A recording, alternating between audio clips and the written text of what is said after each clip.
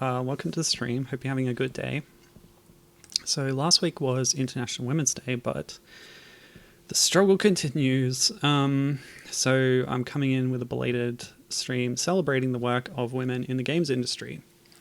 And what better place to go next than somewhere that I haven't really been much in my own gaming experience, the adventure game genre.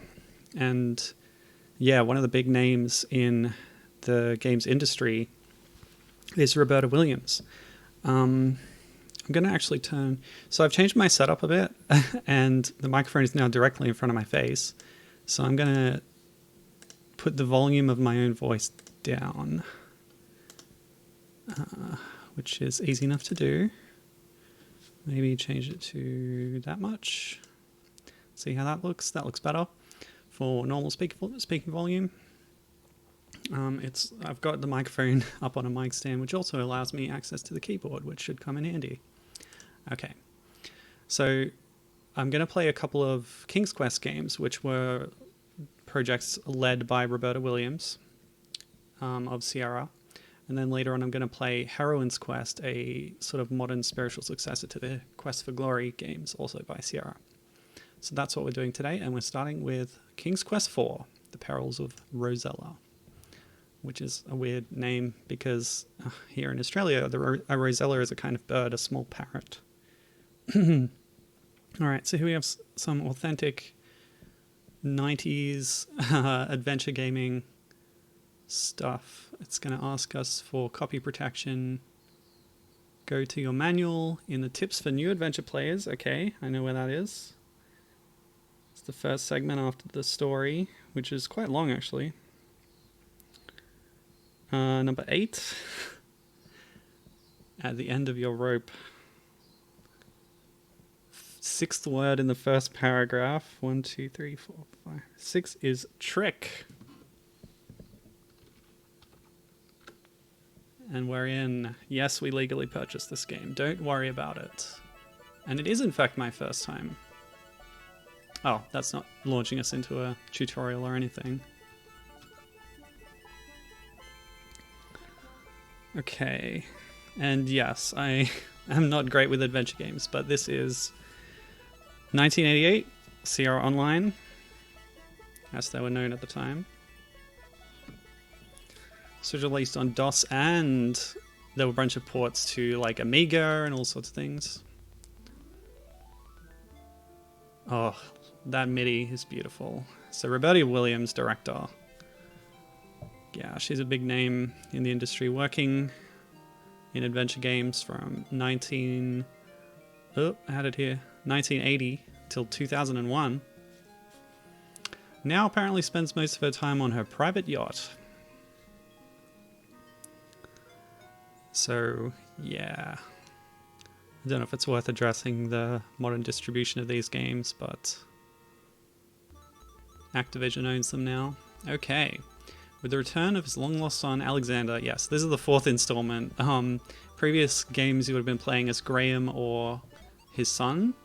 For the 4th installment, they decided to give his daughter a chance. And that's who we're playing in this one. He flings the battered hat toward his children. Okay. Sure, that's a normal thing to do. Still dropping some frames, but not so many as before. Yeah, I think it's okay. Ugh.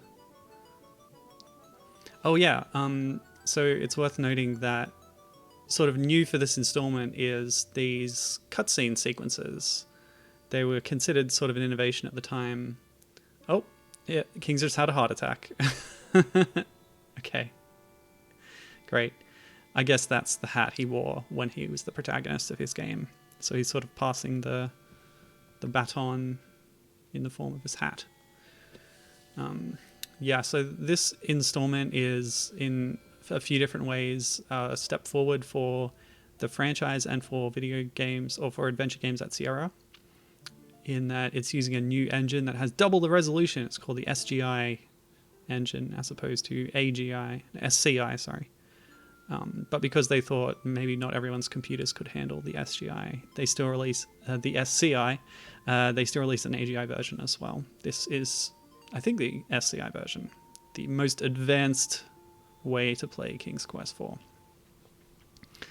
So, yeah, this is building on previous games that, arguably created or pioneered the graphic adventure genre, thanks to Roberta Williams.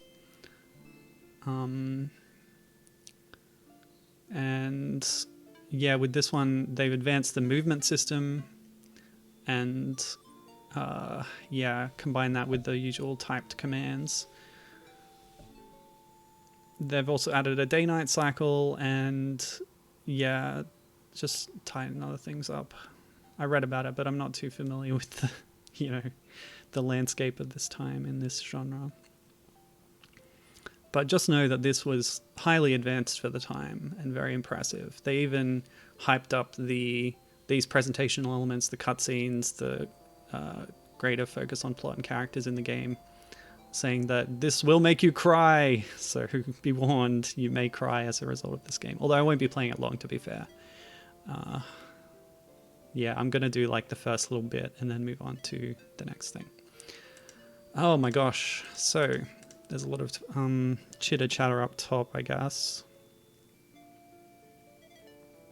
But yeah, like Sierra was really cool for a number of reasons, and the reason I'm playing these today on the belated International Women's Day is because of how many women were involved in key positions at the company, in very high positions on game projects as well. And we'll talk about some of the women involved in this game and other ones as we go on. But to start with Roberta Williams, like I said, 1980 is when she started at Sierra. She founded the company, actually, along with her husband, Ken. And yeah, she started on these high-res adventure games, which were sort of text adventures with graphics, before advancing the genre with games like this, and mixed up Mother Goose, which is intended for a younger audience. She also was behind the Laura Bow adventures. There's two of those, Colonel's Bequest and Dagger of Amun-Ra, as well as something Gibbon might be familiar with, the licensed game based on Disney's The Black Cauldron. And I've heard good things about that too. Of course, she also tried things to advance the genre in other ways. She was behind Phantasmagoria, a very mature kind of game. There was like violence and sexual themes and things like that in it. It was also full motion video and live action filmed actors, so very interesting and a different stream of adventure gaming, which did become all the rage with the CD format and all that. But yeah, we're not playing any of that today. I wonder if I can skip through this any quicker. Okay, I've just hit enter and got through it. The premise is the king's sick. We want to cure him, and the fairy in the magic mirror has sent us to a far off land where we can find some remedy. Oh gosh, that's a pretty slow walking speed. I will just though mention how impressive the animation on that seagull is. I really like that. Also, other things on screen, the waves lapping at the shores and such. It's a very nice looking game, especially for 1988. So I'm clicking around to move. Oh wow, she's got like two braids. I thought she just had long flowing hair, judging by the cover artwork. Excuse me, what just happened there? That last step was a doozy. Did I just fall off the cliff by walking too close?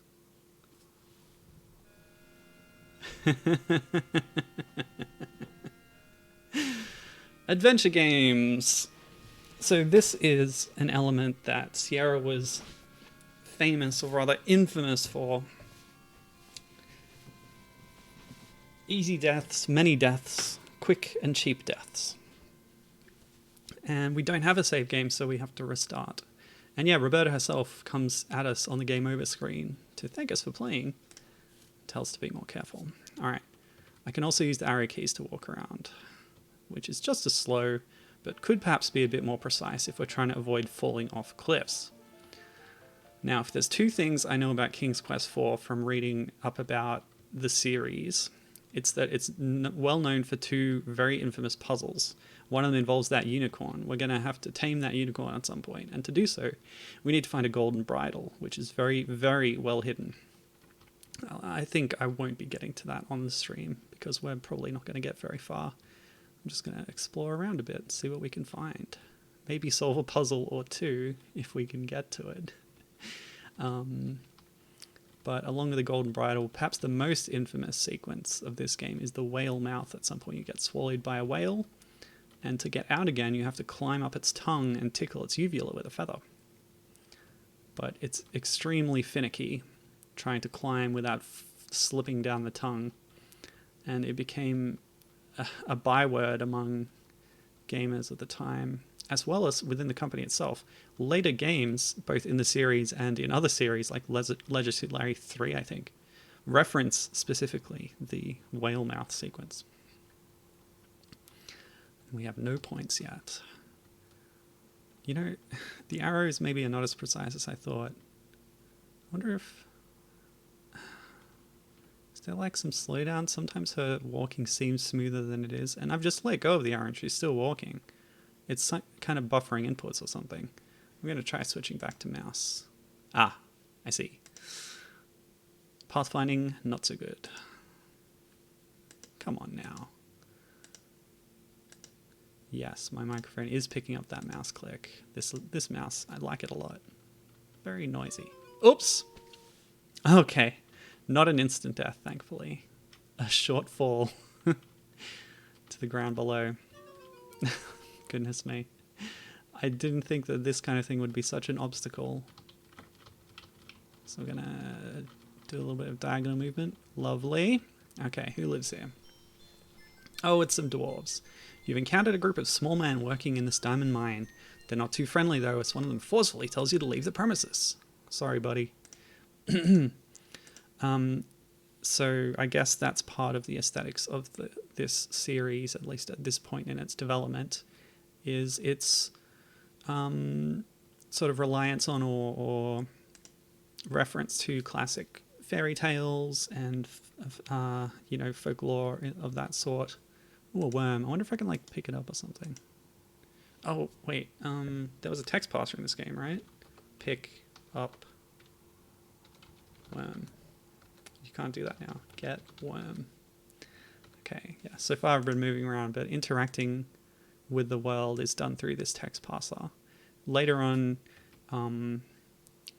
graphic adventures like this would invent things like an icon-driven interface where you could click on certain icons in the UI that would then get your character to do certain actions, and then later than that they streamlined it so that a single icon would just do anything context sensitive, which I think is a lot stronger of a way to operate a game like this. But yeah, I guess it took them a while to innovate that. So yeah, for now we're just wandering around exploring this world. Ah, we're back here. I really like the backgrounds here. They're beautiful, and like they sort of realistically depict a space, and it's not just like you have a north, south, east, and west exit. It's sort of integrated into the artwork of this location. You know, it makes it feel like really alive. That's really cool, especially with the animation going on with the waterfall there and such. All right, well, I tried going that way. Didn't make much progress, so let's try heading up this mountain trail. Without... Oh, come on. Without a guide or anything. What was that? Okay. Yeah, without a guide, I'm going to stick to guesswork for now. Oh my gosh. Bit steeper of a drop. Am I dead? Yes, I died. Great. Thanks a lot. Restore, autosave. Oh, okay, so Scum VM very helpfully... Nope. There's nothing there. It didn't work. Okay, restart then. Let's try going a different way. And I'll try and use the save command if I feel it necessary. Okay, so that's just a river. The unicorn is not there. Is there some progress saved between restarts. That's odd.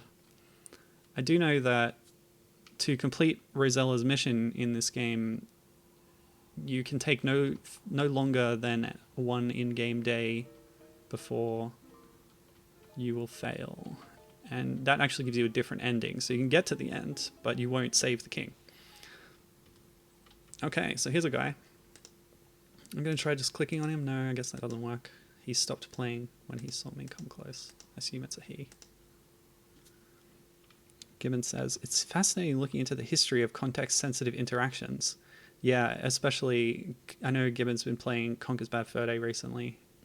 Oh, okay, so actually hitting an arrow key will cause you to continue moving in that direction without stopping. So how do you stop? He says, like, it seems like such an obvious thing these days, but at the time it was super innovative. I totally agree. And coming from our perspective and our context, it seems like these things have been around forever. But if you'd grown up with these games, you would have seen what a great idea and an innovation it was at the time. All right, let's stop faffing. Talk. You say hello to the minstrel, who looks at you in surprise. Well, well, what do we have here? He asks. Yes, it is a man. You introduce yourself as Rosella. Hello, Rosella, the minstrel says. Let me play for you one of my favourite tunes. And he begins to play an old ballad. Unfortunately, it appears that his musical skills are quite limited as he plunks and pings his way through an otherwise beautiful song. Hello, Midna. My cat has visited me on the desk. You're not supposed to be on the desk. I don't have the heart to kick her off. Sometimes. Like now when I'm busy doing a stream. Okay. Well, thank you.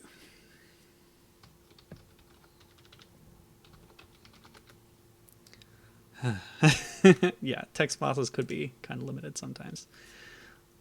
Why don't we try like messing around a bit? Smack bard.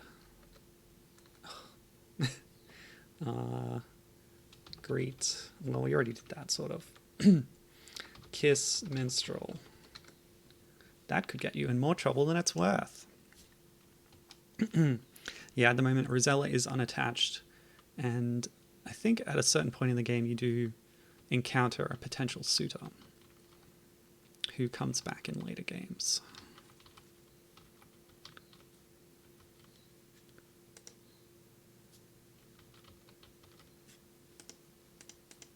Oh, I keep forgetting that. What do I want to inspect? Look, door. This is a plain wooden door. Open door. Lovely. Okay, so here's another NPC. You introduce herself to the old fisherman's wife. With little patience, she responds, "What are you doing here, young lady? Can't you see I'm busy? We have enough problems without worrying about you." Well, sorry. Well, what else can I do? There's something suspiciously hanging on the wall. I feel like I should take it. Inspect. Investigate. The inside of a fisherman's shack looks almost as shabby as the outside. You see a tired-looking woman knitting at the table. Take fish. It's firmly attached to the wall. I can see a pot of tea brewing. Drink tea. Ah, fine. I'm leaving. This was a bust. Unless there's, you know, something obscure that I have to pick up here. But, you know, while adventure game protagonists are known for ransacking people's houses and just taking whatever they want, I feel bad doing it right now. Oh, I can swim. That wasn't an instant death. How lovely. Now, I do see a fisherman sitting on the end of that wharf there, so let's go talk to him. We just have to walk along a pier without falling off. You'd think it wasn't much of a challenge, but in this game, apparently it is. It's narrower than it looks. Okay. Oh. Nice bit of music. Midna, don't chew my microphone stand, you naughty thing. Okay, talk. You say a few words to the old fisherman, however he must have other things on his mind, as he seems to ignore you. Oh, He's walking this way. Bidna, what are you doing? Sir, please. I need to help my ailing father. Whoa. Stop it. Oh, she's so cute. She's rubbing on the microphone stand. Alright. You can do that. Open door. I must witness this interaction. You try to talk pleasantly to the tired-looking woman, but your words seem to fall on deaf ears. She is obviously annoyed by your presence. Sorry. I guess Rosella's not using her princess clout to try and get any further here in social interactions.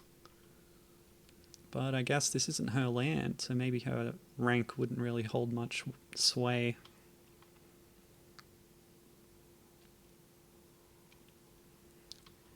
Oh man, I've been going for 20 minutes and I haven't done anything. Oh, I can just walk through a river. I never thought of that. How impressive. Like, I need to at least get some score before I try a different game today. What? This looks identical as the last cliff. Oh, it's the unicorn. Unicorns are intelligent, right? Can I talk to it? Oh, it's leaving. Yeah, Gibbon says, yay, adventure games. Yes. They can be slow, but rewarding, I think. Because this world is so big. And figuring out the puzzles is the challenge and the joy. What? This must be a very small island. Actually, is this island a cylinder? I've just walked all the way around it. You know how in like RPG world maps, you can think of them as a torus or like a donut, because when you go to the left, you come out on the right side. When you go up the top, you come out down the bottom. So it's not like, it is a rectangle because that's what the world map is, right? But if you think about it in 3D space, the way that works could only work if it was mapped onto this kind of ring-shaped space. Anyway. Alright. So the screens don't really have names. I know some games do that, but anyway. I noticed there's something here. Numerous water lilies float serenely upon a lovely little pond nestled in these woods. Atop one of the bigger lily pads, you notice a rather large frog wearing a little gold crown. Oh, well, I perhaps hastily tried to kiss the minstrel earlier because, just because, why did I do that? It's a method of interaction that I thought could work with, because I don't have any items. But this is sort of seeming to lead to a frog prince kind of thing. I wonder if I can talk to the frog first. Ribbit, ribbit. What else did you expect from a frog? Well, alright, let's do it. First, I need to get to the frog. Okay, cool. Oh, I scared it away. I guess if it was truly intelligent, then that might have worked. Maybe it's just a frog.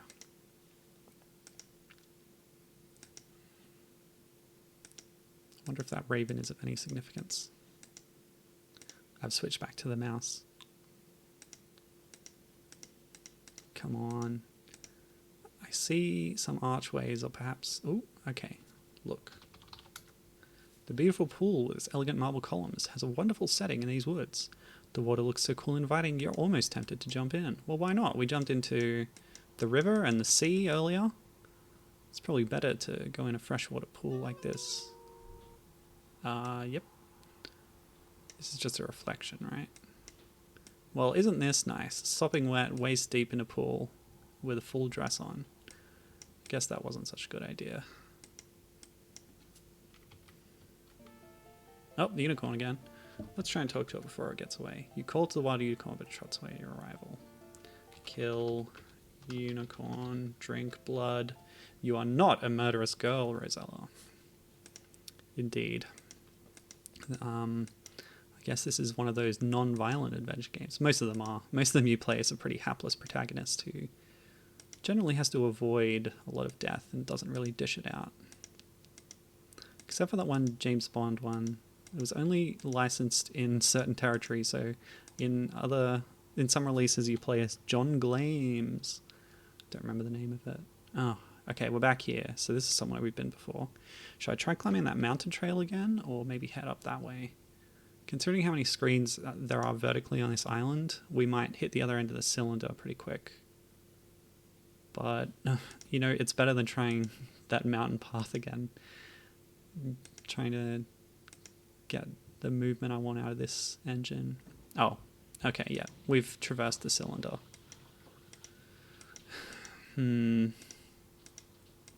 Actually, I see something under the bridge. I should be looking more on each screen, shouldn't I? A gentle stream meanders its way through the trees. A rustic stone bridge crosses its path. Look under bridge. You peek under the bridge, but do not see anything of importance from where you're standing. Okay, well, let's cross the bridge. Switch back to arrow keys.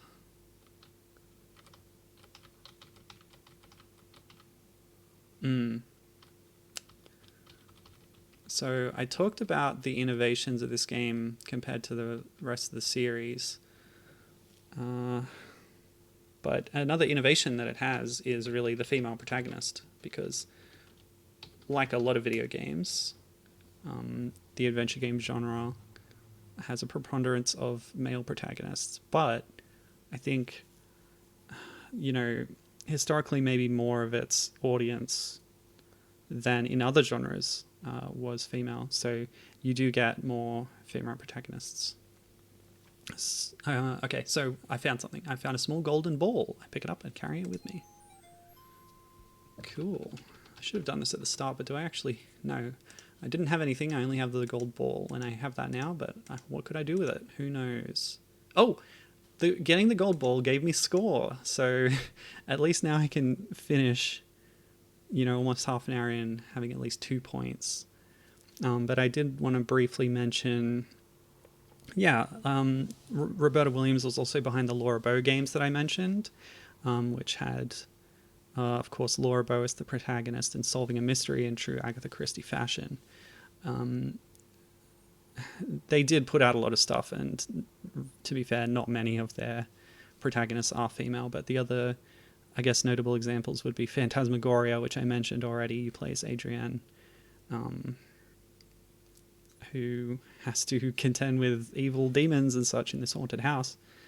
And the other one would be Pepper's Adventures in Time, which is an interesting looking thing. Cartoony art style, also for a slightly younger audience, but it's about time traveling to America's history, so good for American primary schoolers to learn a bit of history along the way.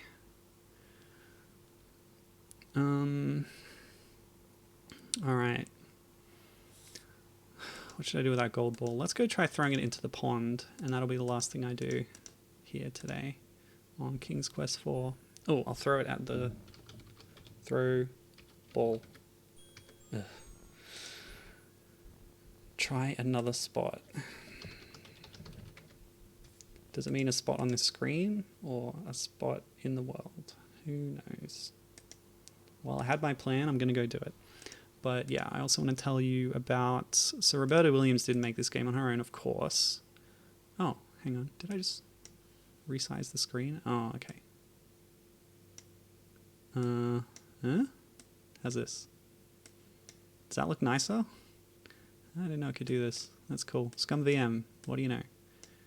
It started as a virtual machine for playing Maniac Mansion, but now supports all kinds of adventure games. It's got a huge list of games that it can run. So I've just resized it so it might look a little bit better on stream.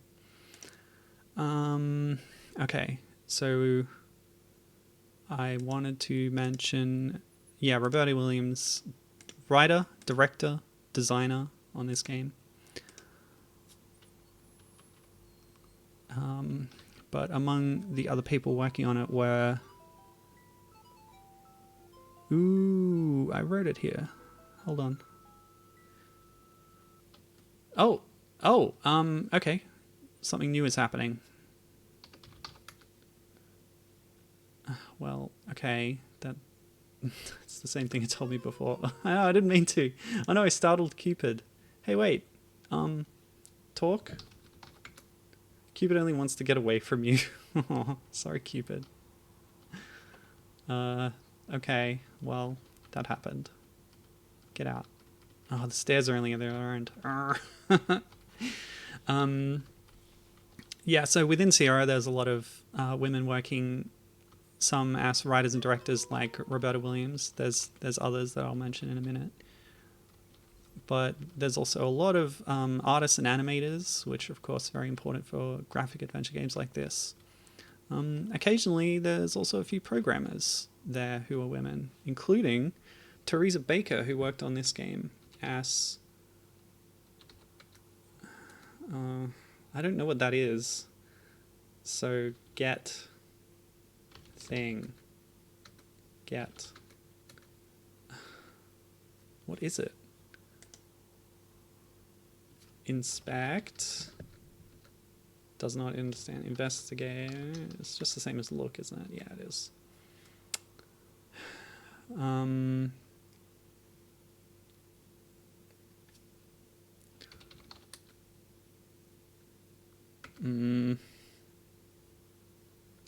Pick up. I don't get it. Okay, so this is something that was left at the side of the pool by Cupid. So maybe it's Cupid's clothes. Get clothes. Get toga. Is that what Cupid wears? Oh, it could be the bow. Get bow. Hey, Cupid's bow. How about that? And I'll use that at some point to solve a puzzle, I suppose. So yeah, Teresa Baker worked on programming, particularly for the intro and ending cinema sequences. And this is her only game for Sierra.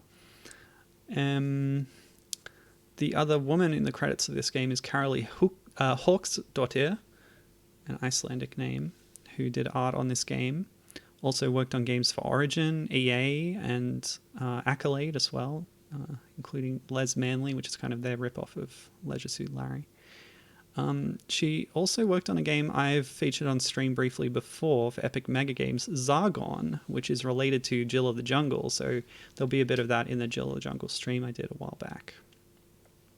And she has her own portfolio website and, you know, worked on games between 19 and 1998. Gibbons suggests maybe it was a harp, but yeah, it's a bow. Why don't we use it? Use bow.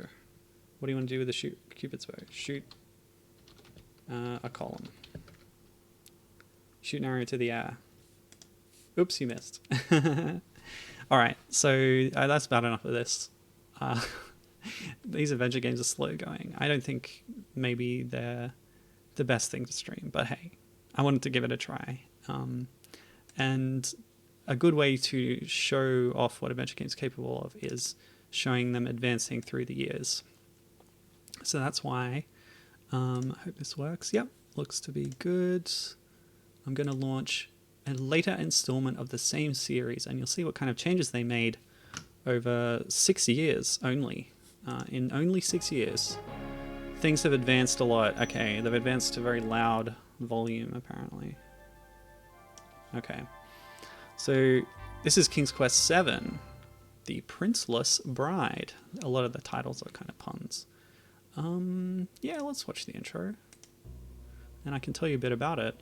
So with this one, they're advancing what they can do with graphic adventure games. They're bringing a lot of animators on board, and the CD format is letting them store a lot more footage like this. So they're all like, hey, you know what's popular? Cartoons. Everybody likes them. And we're going to make our game an interactive cartoon. We can do that now. So they got all these animators on board. There's actually like 6 or so different animation studios working on this game, creating all of this animated sort of footage that's here.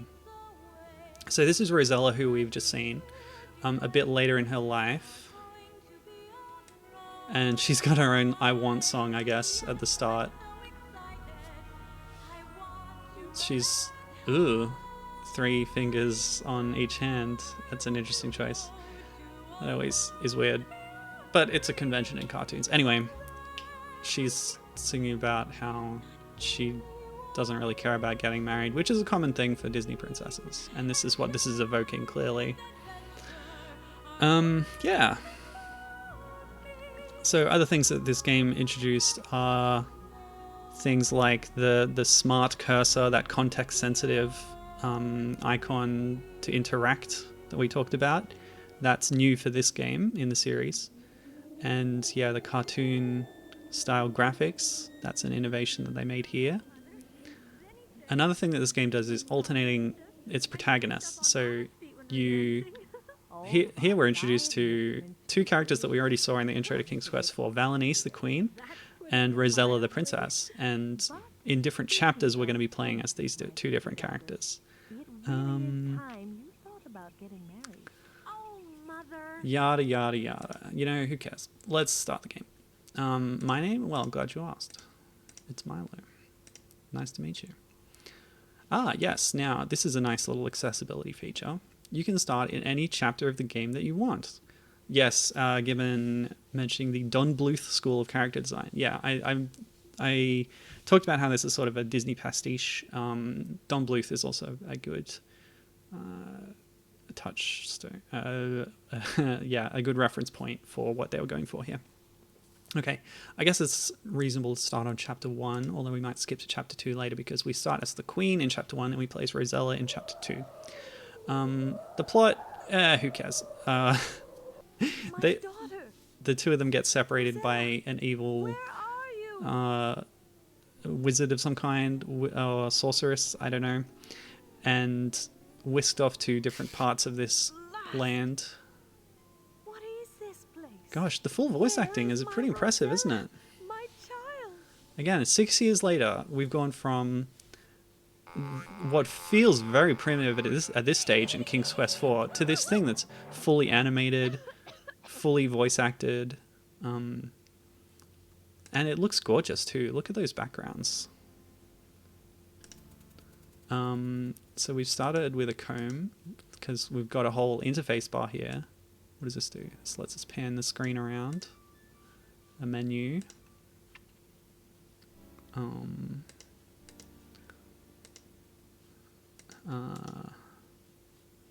So yeah, our little wand here for looking around changes to an arrow when we want to move to a different screen, and it changes also to a sparkly version when we can interact with something.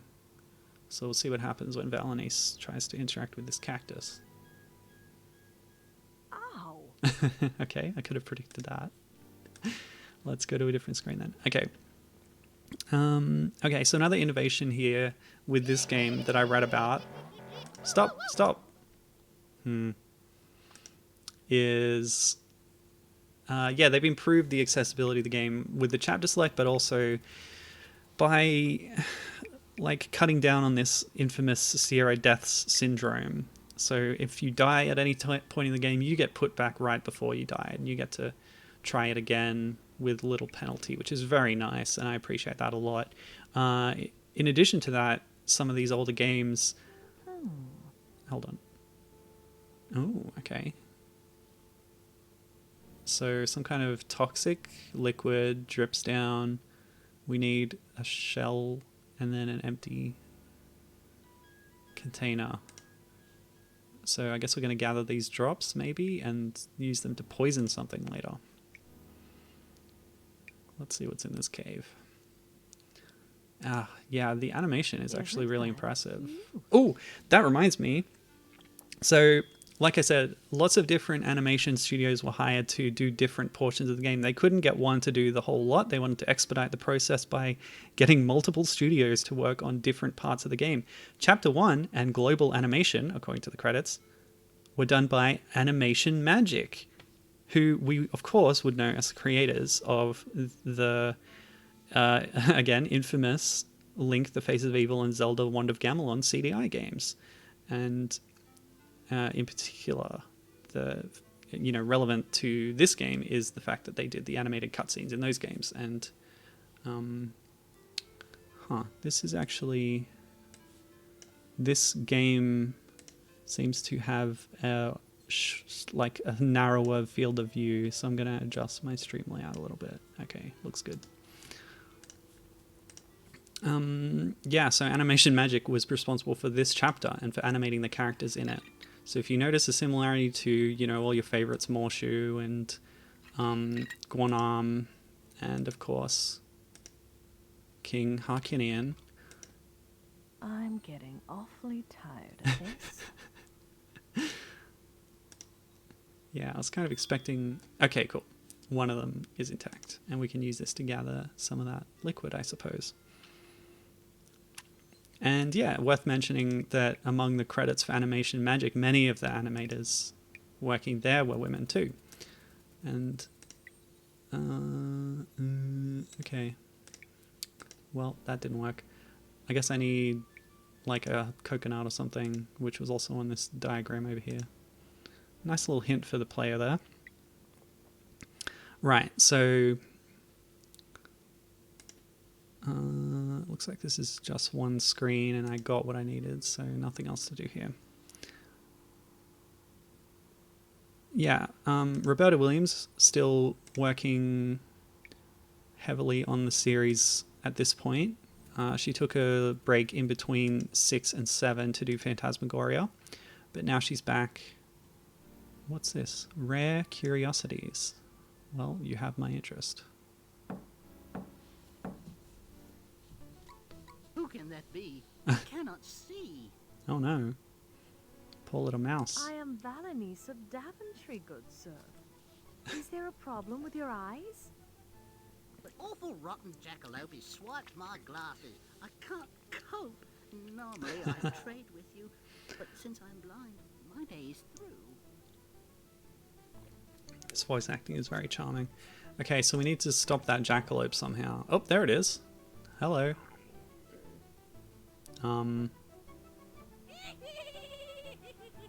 Okay, the frame rate on this animation is not the best, perhaps. Ah, rude. Of all the rude, inconsiderate... Oh my. You know, I picked out that box, but I don't really know what it is. Let's try putting the pot on the hole. Nope. It's grayed out. I assume you'd have to put something there to mess with the jackalope. I don't know. Let's go somewhere else. Yeah, so Roberta Williams is here as the director and designer, but not writer this time. And she had co-directors and co-designers as well. Among them, Lorelei Shannon, who acted as writer as well as co-director, co-designer, and voice director, of course. The voice work is a very big part of this game, clearly. Hello, Scorpion. Stay away! Let's be friends. Oop. Okay. No, stop! Oh! Oh, nasty. I've got to find a way to get rid of that horrible thing. Or at least distract it for a while. That's nice. They give you a little hint on the death screen. Okay, goodbye, Scorpion. How can I get rid of that creature? I don't feel like any of the items I have could get rid of it.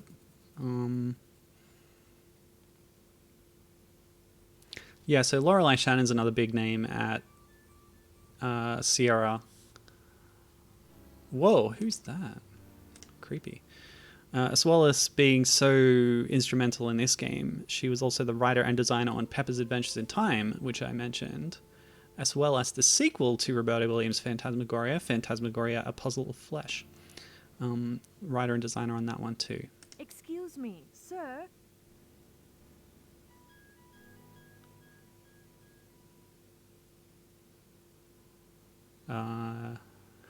Yep.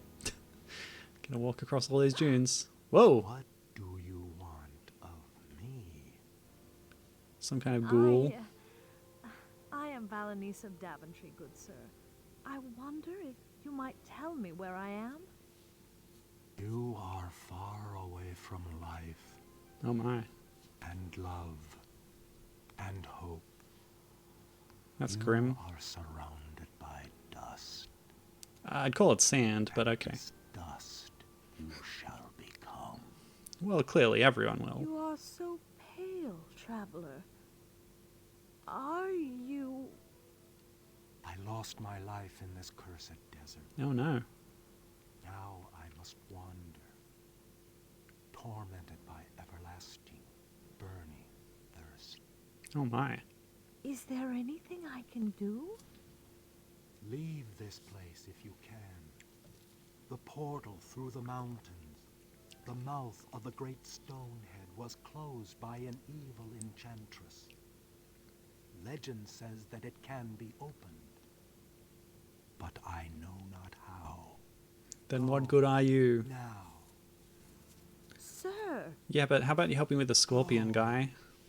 this but the thirst drives scorpion. me mad, and I know not what it will make me do. Well, if I gathered some water in my pot, I could give it to the guy. Or I could gather some of that deadly poison. Maybe that would release him from his torment. Yes, so apart from writer and designer on Phantasmagoria 2, Lorelei Shannon had another important role, which was rat wrangler. Apparently she had a pet rat, and the main character in the game, Curtis, also has a pet rat. And so, because that's another FMV live action filmed kind of adventure game, they also had a live action rat, which was hers, and she was responsible for getting it to act in these sequences. Yeah, Rat Wrangler with a W. Gibbon says, "Oh, a rat wrangler? A woman of culture." Gibbon being a big fan of pet rats. Follow Gibbon's Twitter feed. He'll retweet a lot of cute rat photos that will brighten your day for sure. I am Gibbon on Twitter. Yeah, so that's obviously a very important role in adventure gaming in general, is introducing the world to this lovely rat. Ooh. A nice pool of water. It's even sparkling. Can I not... she's just going to walk around it. Okay, cool. How about we fill this pot up, shall we? Oh yes. Wonderful. We now have a pot of water. Let's give some to that poor thirsty gentleman in the desert. I'm sure he'll appreciate it. As long as we avoid that whirlwind. Hey, wait. sir. There's a pool right over there, dude. Just walk over and drink. Well, I'll bring you some as well. What? Skipped his dialogue. Never mind. Here, this is for you. You have brought me water? Yes. My debt to you is eternal. Eternal. Gosh. It's just over there, dude. It's really not difficult. Oh. Well, you didn't need to throw it down like You that. bring me salt water? Oh, sorry. What manner of I- heartless joke is this? I didn't know. Why I'm is... sorry, sir. Why is I it salt didn't water? know the water was bad. You probably should have Leave tested it, me to be fair. alone. Do not give me false hope. Oh, sorry. I feel bad now. Poor guy. Can I have my pot back? Yes. Why is it salt water? Just sitting there in a pool. I don't get that. Okay. Yeah, so Lorelei Shannon, clearly a successful career between 1992 and 1996, although she's been credited in the special thanks as recently as 2010 for Assassin's Creed 2, apparently. Not sure what she did on that game, but yeah. Apart from those two key figures, other women who worked on this game include artists Sherry Wheeler, Maria Frewer, Desi Hartman, Frances Ann Powell, Deanna Yalke, Karen Nestor, Dalu Gams, and Kim White. So yeah, all the graphics and the fidelity of things going on here clearly meant they hired a lot of artists for it and animators. But there were also women in other roles. We have programmer Vanna Baker, who has worked on a few other Sierra games as well,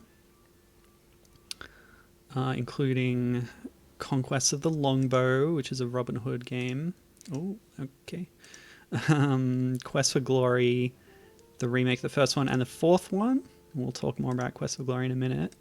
As well as Phantasmagoria, Slater and Charlie Go Camping, and others. So yeah, she was prolific at the company for sure.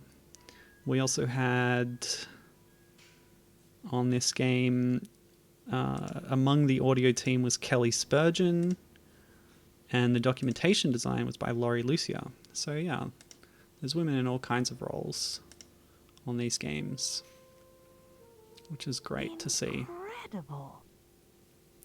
Gibbon says maybe I'm in a salt flat. I guess that's possible. Yes. Yeah, a salt flat. So any water that collects would be tainted by the salt. Right, so the ghoul mentioned this stone mask.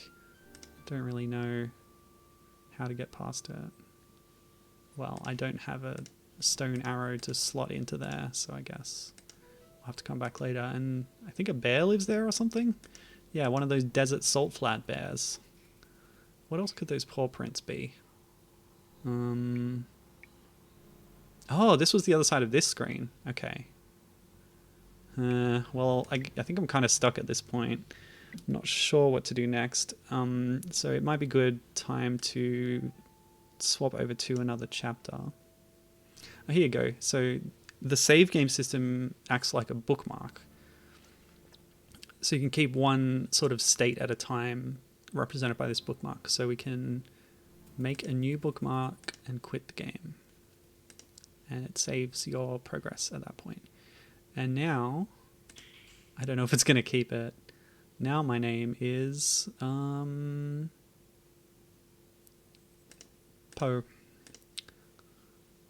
And we'll start on chapter 2. Because like I said, it's a split story where Valanice goes one way while Rosella travels through the magic mirror and is somehow transformed into a troll. Now this is another different animation studio working on chapter 2. But I don't know who it is because I didn't write that down. Hmm?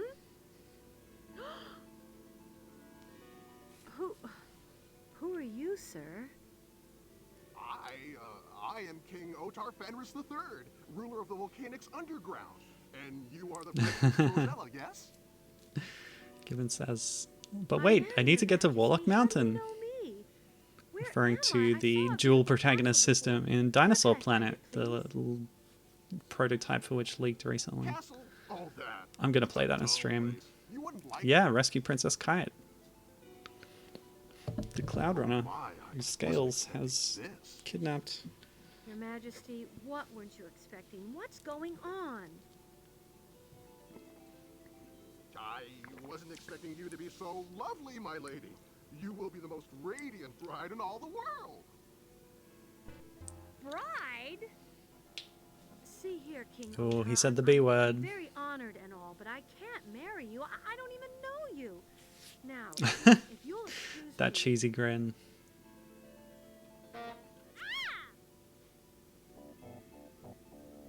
And this is when she sees herself. A troll, dear lady.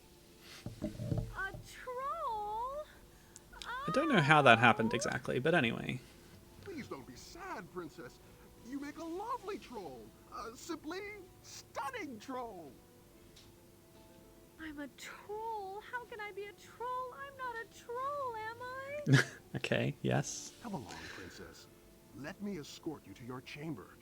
Perhaps you'll feel better if you rest. A troll?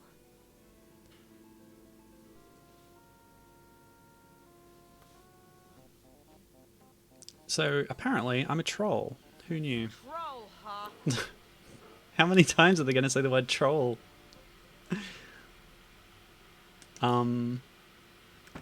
Okay. I don't know if I just skipped something, but... A troll?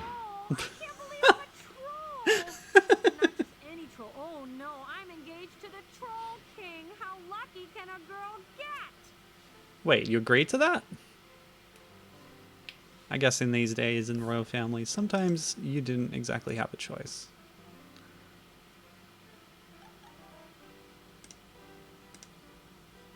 Yep, that's a troll. A troll?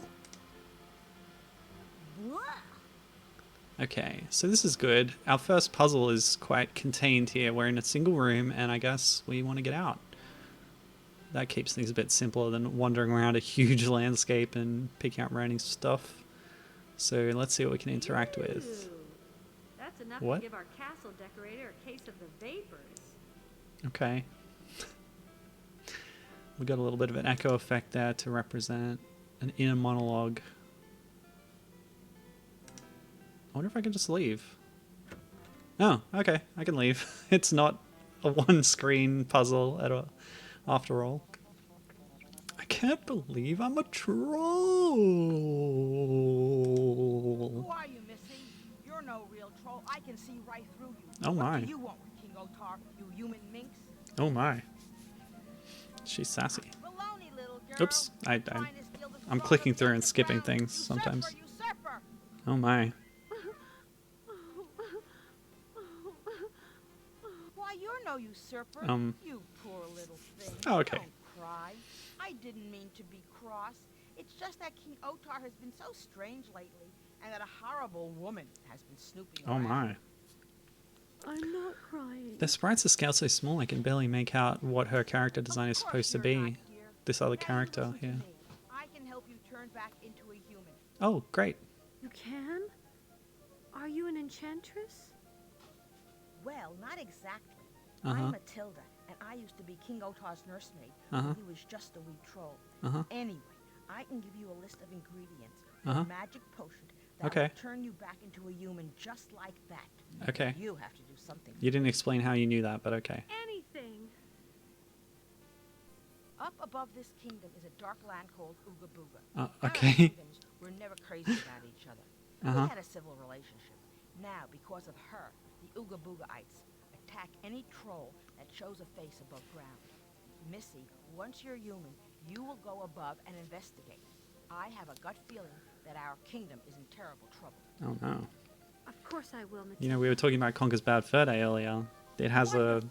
Now a listen, chapter in a bring section of me the game some called baked Ooga Booga, or bagels, Ugga Bugga. a crystal dragon scale, water of emeralds, a silver spoon, and a gold bowl. Got it? Oh, I just had one of those in the last game. Why didn't I keep it? Now, it would be helpful if maybe they'd written that down, but I guess we can return to her and talk to her again, maybe? This is not what I wanted. Oh, this game's got a rat too. Relax. Okay. Time for lunch! Don't forget your new toy! Gibbon says most of the Ooga Booga chapter in Conquer is good. Yeah, it's a pretty good one. Except for, as Gibbon says, the lava boarding segment. Awful. Alright, give me this rat. Yeah, it's a clockwork wind-up rat, actually. Interesting. Ooh. Oh. Okay. Mr. Troll, may I talk to you?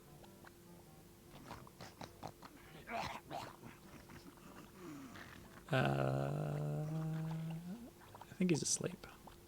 Excuse me, sir?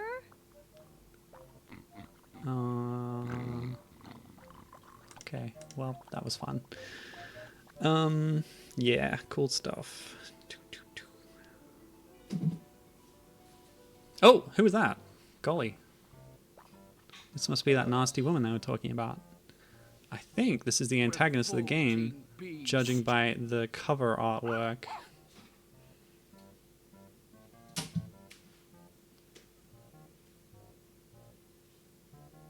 Okay. Jeez, Hogarth, you nearly got yourself fried.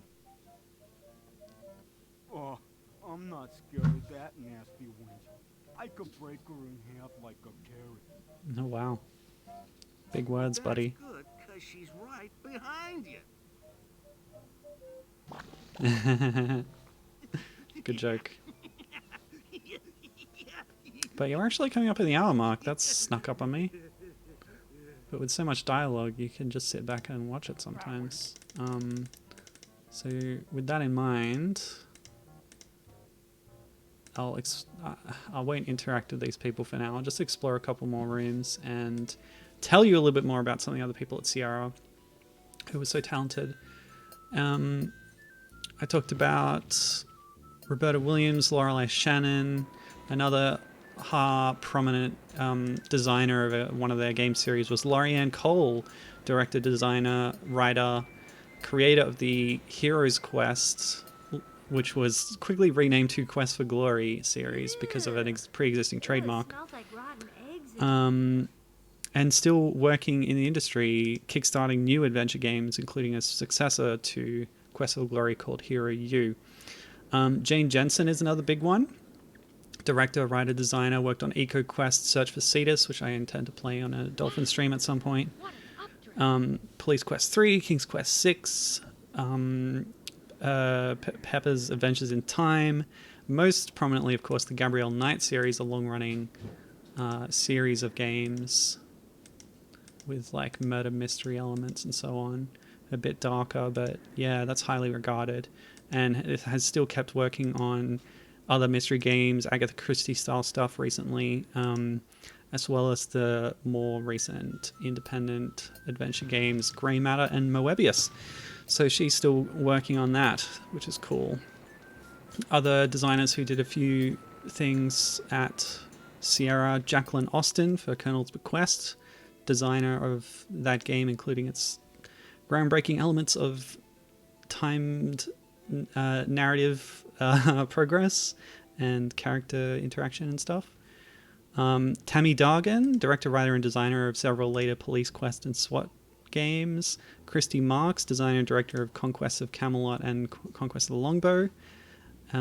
Susan Fisher, writer on some King's Quest and Police Quest games, as well as Betrayal in Antara, their sequel and successor to Betrayal at Krondor, the Raymond D. Feast-based adventure game. Gano Hain, designer for EcoQuest, Search for Cetus, Pepper's Adventures in Time. What's that acronym? No, I don't remember what that is. Oh, okay. Troll got in our way. And Marsha Bales as well, I noticed, writer and designer on Shivers and Shivers 2.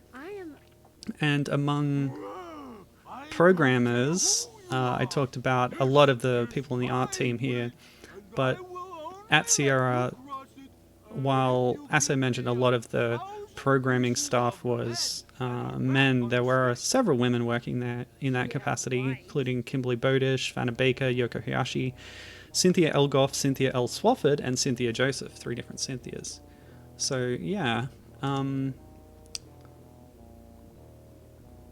That's just a bit of a rapid-fire result of my long-time research yesterday. But yeah, I hope that tells you about how integral women were to this company, to the adventure game genre, and to, the creation of these really impressive works, which especially at the time were very groundbreaking and impressive, and still enjoyable today, if slow paced for my usual stream schedule. So we've played around in King's Quest 4 and King's Quest 7 a bit. They remain popular over the years. They've had fan game installments and they're still selling them, as well as inspiring other indie adventure games that are popping up now. So that brings me to the next game that I want to play now, which is not a game directly inspired by King's Quest itself, but inspired by one of its stable mates at Sierra, and, well, by the genre in general that arguably King's Quest really started. Which, the next thing I'm going to play is Heroine's Quest, the Herald of Ragnarok. Let's see, did this pick this up? I'm going to have to change the window over. This one? Yeah, okay. This screen looks a little weird, but after this, it properly displays. I'll pick English. It sates itself upon the lifeblood of fated men, paints red the powers' homes. Okay, didn't read all that, that's fine. Yeah, so Crystal Shard is a little independent outfit that makes adventure games in the style of these classics, including, oh, I've just noticed that since this is wider, just going to adjust that a little bit again. All good. Yep. So in the style of all the things, they've done a couple of successors to Quest for Glory, including Quest for Herald, and some of the people who made this also worked on Quest for Infamy, which flips the script on that. But yeah, this is a 2013 game for Windows and Linux, freeware, released free of charge, and yeah, it takes after, or is a real direct tribute to Sierra's Quest for Glory, as I said, a series started by Laurie Ann Cole at Sierra, which is kind of like, it's basically King's Quest plus RPG elements. Yeah, so actually, let's check out the credits first, and I can tell you about who worked on the game. So the main driving force is this guy, Peter Simmons. This is just going to auto-scroll for a bit. But since we're here talking about the work of women in the games industry, the important name to watch for is Elissa Ng, who, according to her bio on the Crystal Shards website, is a chemical engineer living in Australia, but also works as the main artist for most of Crystal Shards games. She's not the lead artist on this project, but she is one of the big three names here in the art department for the core team. Also in charge of voice direction, as we can see.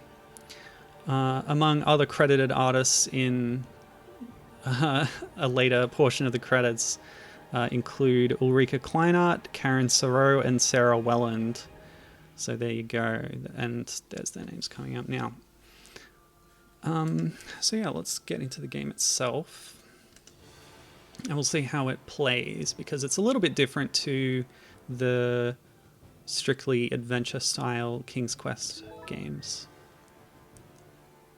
Name your heroine. Okay, well, let's try a nice name that fits with the setting. I suppose I must do the tutorial. Heroine's Quest offers 3 different classes with varying gameplay styles. The class you select affects the solution to many of the puzzles, as well as which side quests are available to you as you throughout the plot. That sentence needed an extra word, I think. Yeah, they've all got little animations here, but we're going to pick, and I think I want to pick the Sorceress just because magic might make the game a little bit more interesting. The Sorceress wields powerful magic and uses that and her natural intelligence to find an indirect path past obstacles. Do you accept this class? Yes, that sounds appealing to me. And yeah, we have 50 points to spend at the start of the game, which will, you know, affect all those things and how we advance. Okay, cool. So yeah, D&D style. We've got stats and we've got specialty skills. Obviously, the different classes excel in different things.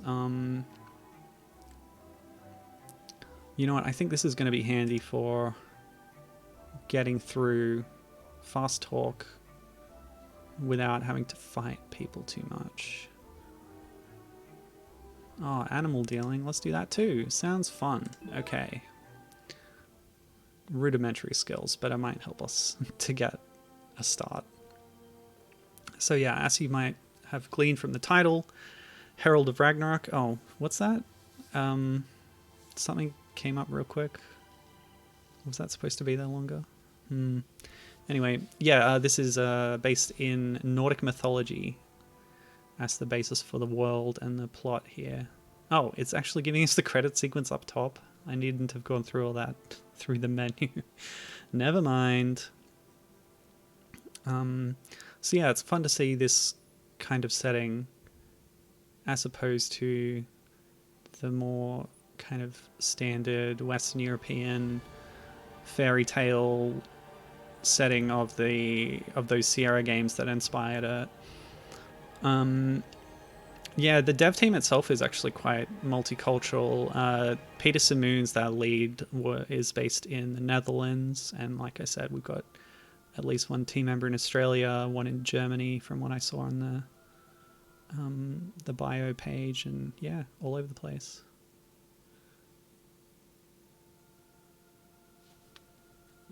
Is this? Can I don't know how long. Okay, well, I was almost at the end here.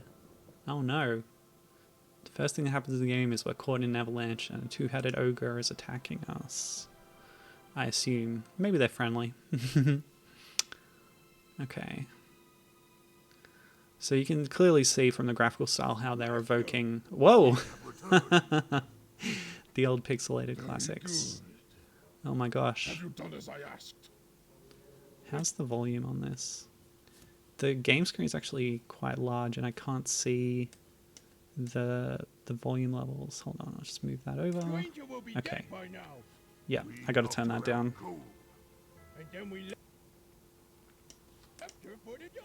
Okay.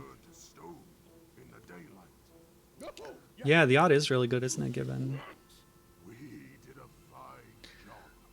So they've left her in the sun, assuming that she would turn to stone like them, but they're trolls. They don't understand that humans don't turn to stone in daylight. Also, we're getting the Hall of the Mountain King in the background from Peer Gynt. Or at least the themes woven into the music.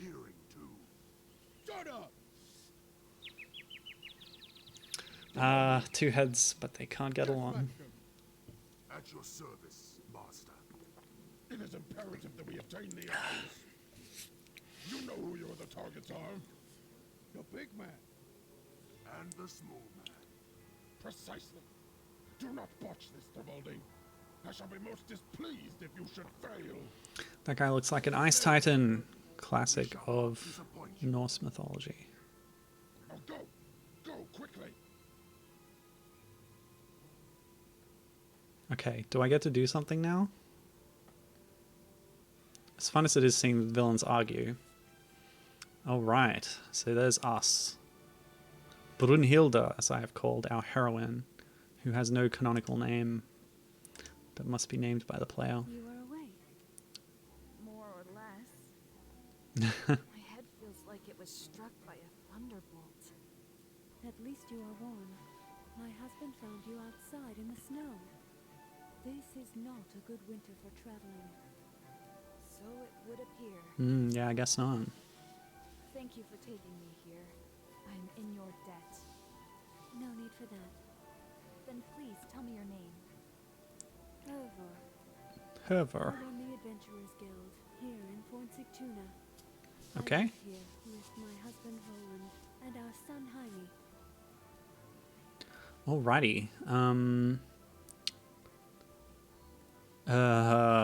This is the most important question here. Fort Sigtuna. Walk around and you'll see. Great, thanks. All that other stuff's irrelevant. You must be By the gods, I feel like I haven't eaten in days. It's okay. I would extend hospitality to you, but we have little food to spare. Can I eat this bearskin rug? And we have our son to feed. That looks nourishing. I do not mean to impose on you. You should find food soon, lest you starve. I had a bag of supplies with me, but it appears to be missing. Yeah, these portraits are amazing, aren't they? I am sure you could hunt or find something. They look really good, and You are welcome to the stay pixel art at the guild house. of the characters is delightfully low resolution. I get a little animated icon. Okay. Ooh. Here's that old icon-driven interface. It's not context sensitive, which means if we want to do specific things, we need to pick, or we can right-click to cycle through them. So, for example, let's look at this troll head. Trolls are common in these lands. Great. It was slain by the last guildmaster. Interesting. Let's get our grabby hand out and steal this painting. No hidden things behind the painting. I'm gonna ransack your house. Notepad. Wait. Oh, so this is my inventory and this is in... Yep, I'm taking it. That's just the kind of person I am this time. You peer inside the closet. I thought that was the door out, but no. That would be in the bottom middle of the room. Very useful. Okay, let's go.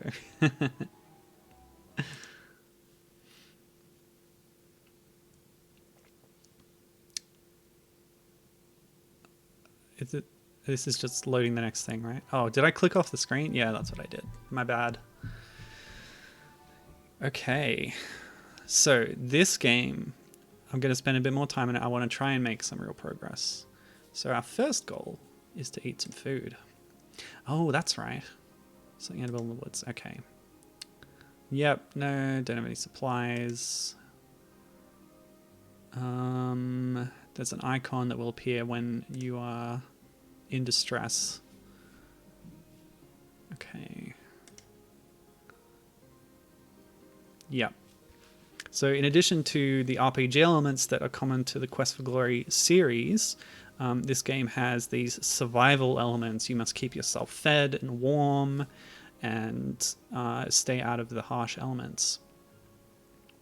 But you can change the difficulty on the fly. If you don't want to play it like that, the game fully lets you adjust your playstyle, which is really nice.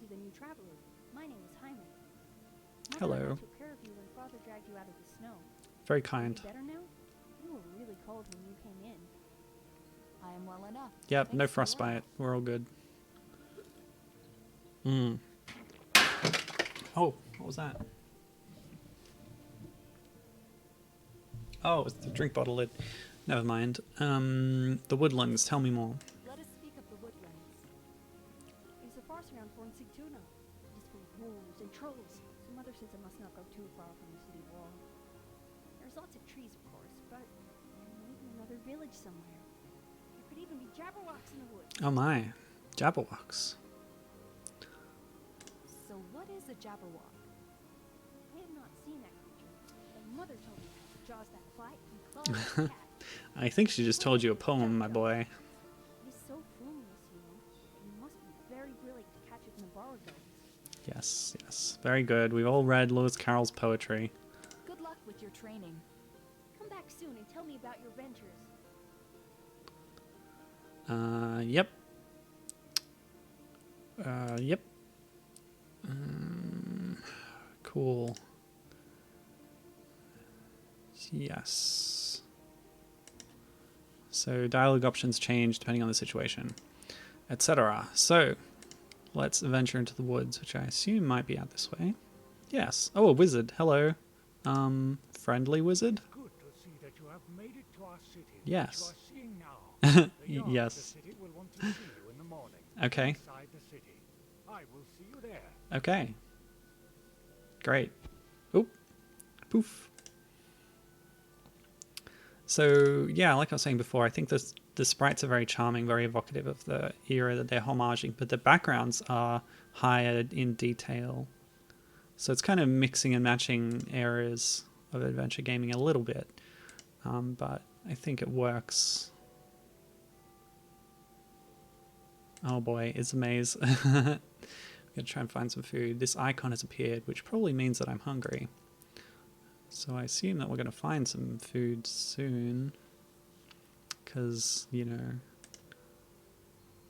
that's how game design works. Yeah, so on top of the RPG elements, the survival elements, there's also a timing mechanic. We saw up in the corner before it said it's the afternoon, and that dialogue tutorial was telling me, you know, you might want to talk to people at different times when other people are present or not. Oh, okay. A wild boar. Maybe we can... You can't tackle a boar with your bare hands. Have you seen those tusks? Magic it. Fight. Oh, golly. There's a lot of actions.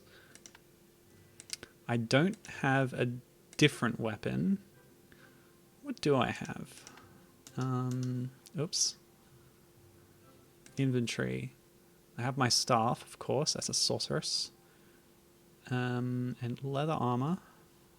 A small amount of money. Spellcasting. Ooh. Magic dart. Okay, we'll use that next time. But what else can we do? We can run, walk, rest for an hour. Which ties into those timing elements. Sleep. Map. I don't have a map. But I will acquire one early. It's not early yet. It's too early, I guess. Maybe I can talk to that boar. Oh, wow. Okay. I'm lost. Also, I'm going to accidentally click out of the window sometimes. Still tired. Okay, fine. I wasn't quick enough to deal with that boar, now it's gone. Ooh, a sword. Yoink. Oh, it's stuck. Talk to the sword. Nope. Look at the sword. Brightly gleaming with a majestic rune engraved hilt. Seems pretty fancy. Oh well. Maybe I can try magic bolting it. Spell. Kapew! Nope, didn't work. And I'm getting very cold, so maybe it's best to... Oh, okay. Quick. Magic dart. Go.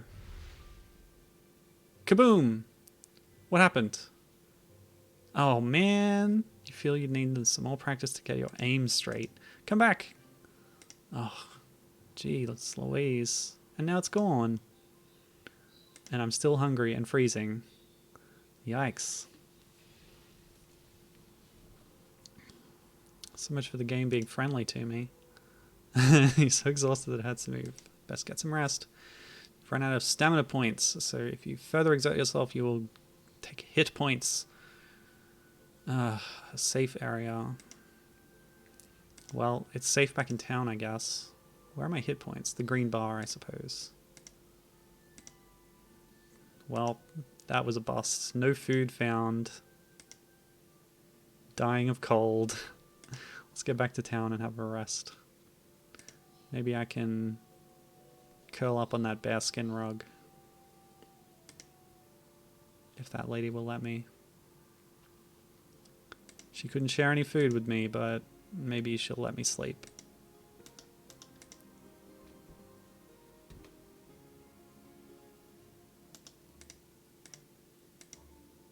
Are you kidding me?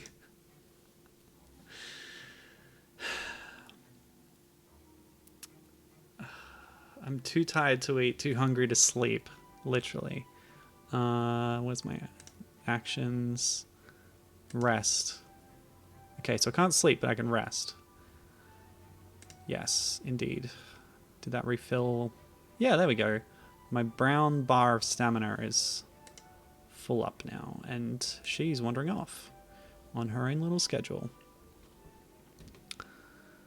You know, I think the game music is a little soft, so I'm going to turn up the game.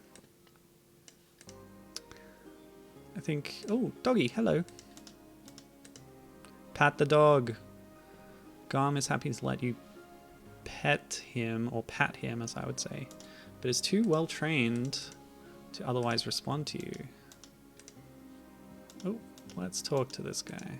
How can I help you? You can give me some food. Yes. Beg. We do not appreciate beggars in Tuna, well, especially not in winter. That's just rude. I do have some money. Surely I can buy... How many legs does that horse have? Sleipnir, the 8-legged grey horse that Odin rides. Well, that's fair enough. Hang on, what did it say? I guess that's an inn, probably.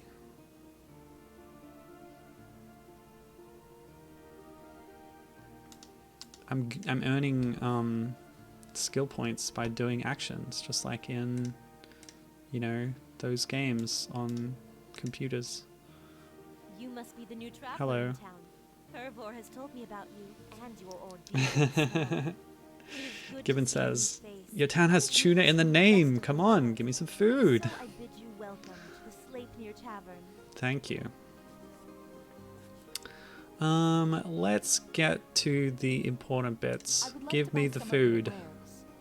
You are welcome to them. What can I get for you? What? Rations. There we go. So sorry. Are you kidding me? Oh, I just tried. I can't aim my magic bolts well enough. Ugh.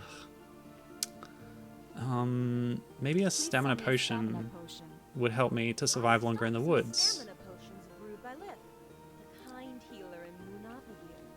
I am told they even give you the resilience to withstand poison. Would you like one? Sure. Oh, I don't even have enough monies. Fine. Oh wait, was that? Oops, sorry. Can I buy? Normally, I would sell you a full meal, but as we are short. Yeah, you can make an offer like Shabunga in Dinosaur Planet. So let's just offer 10. My neighbors offer me more than that. So No, that's too low.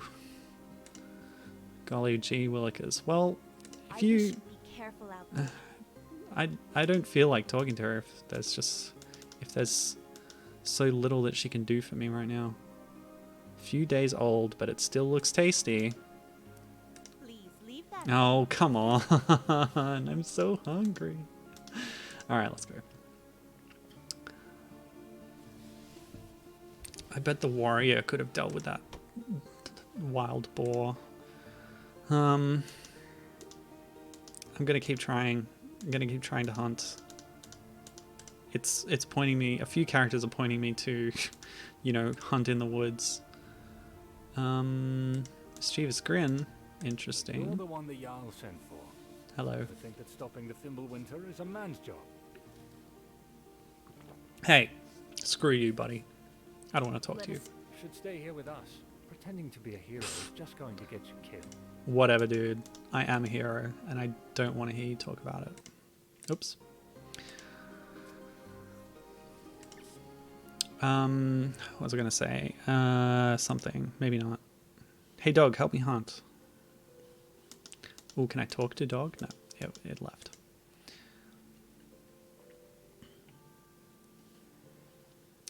Oh yeah, I wanted to I noticed while the characters were talking that the main character appears to have a noticeable American accent, and other characters sound different. I don't know.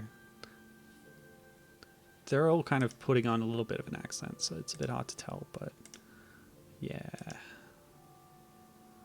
It seems a little out of place. Wander around, wait for a warthog. Nope, we've been here. Maybe I should... Aha! Wait, stop! Nope, that's not it.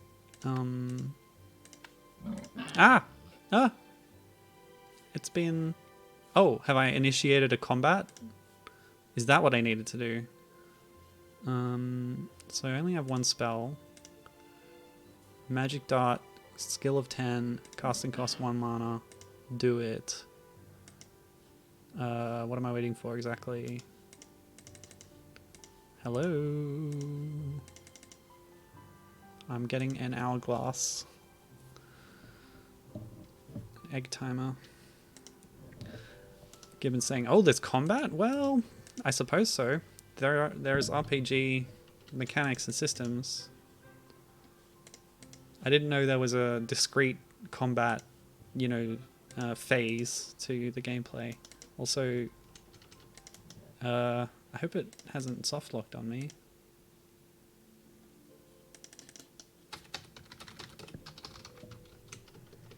I'm pressing the buttons.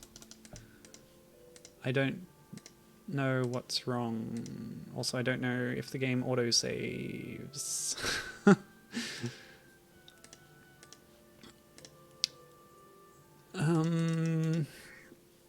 I guess I will quit the game and launch it again and see what happens. I don't want to have to do this. Did I ruin everything? What's going on? Alright, I'm quitting. Just when I was right about to grab that tasty, tasty boar. Okay, hopefully we're back. It's good that there's language options. It's not so good that they're kind of pushed off the screen. It's hard to select them. Okay. Tell me you auto-saved. You did. Lovely. Okay, just here. Talk to dog. The dog looks at you with friendly gaze but doesn't otherwise respond. There we go. I got the chance to do that. That's good. I'm glad there was an autosave. But, you know, now I'm going to have to find that boar again. Hopefully it doesn't take too long. Yeah. So maybe I should have played some Quest for Glory games as well. But I assume a lot of this is riffing on that earlier game.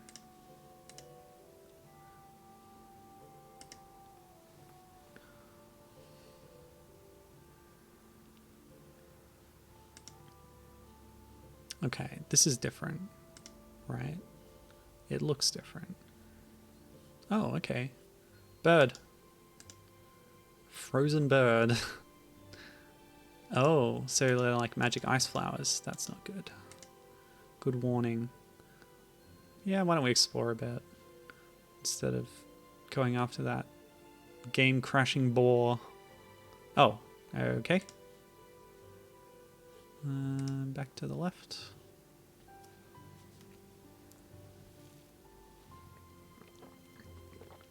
Come on. So some ways take us further away than we want to go.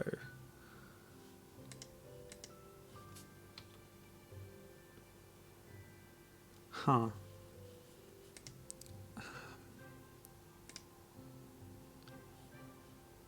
Yeah, okay. This isn't like a Lost Woods maze, is it? No, I don't think it is. Also, I can use the arrow keys to move, like in King's Quest IV. But if I hold up, I do a little dance. Hee hee hee hee hee.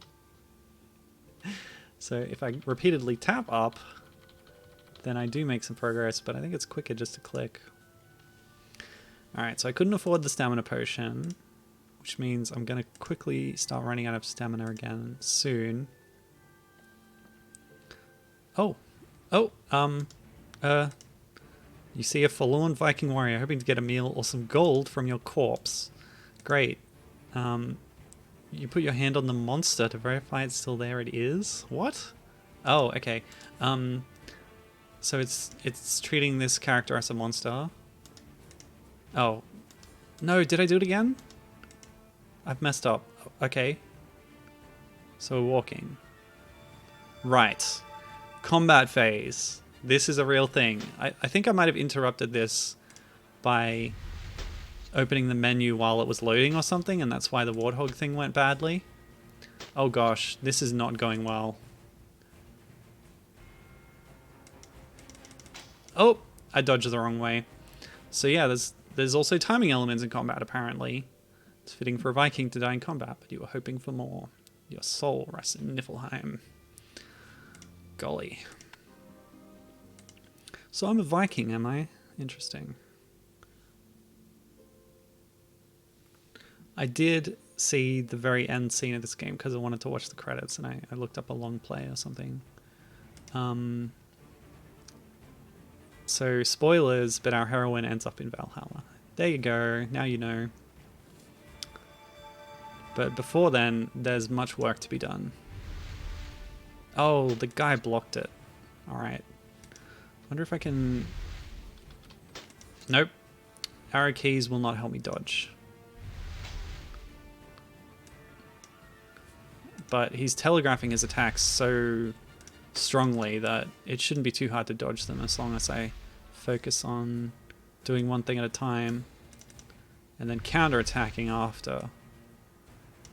Yes, I can actually hold the dodge direction to stay there, and he's too stupid to adjust his aim and hit me. Oops! Come on. Yes. We're done. We killed the guy. Hooray. We got some points, and it's dead. And upon closer investigation, it appears to be extremely dead. Can I loot the corpse? Looking through his scant possessions, you find a few apples, presumably the last of his food supply. Talk to corpse. You'd be really surprised if it would talk back to you. Thankfully, it doesn't. Great. So, successful combat and successful apples. Eat the apples. Nom nom nom. That tasted good. You no longer feel like you're starving. Still feeling a bit weak from your ordeal in the snow, you feel it would be good to explore the city some more, then have a good night of sleep in the Adventurers Guild House. Wonderful. So there we go. Food at last. So good to get some food. Well, that's the first step in our adventure. Now we shall explore the town. We still are low on money. We can't really buy anything from the villagers. But we can check out what else is going on around here.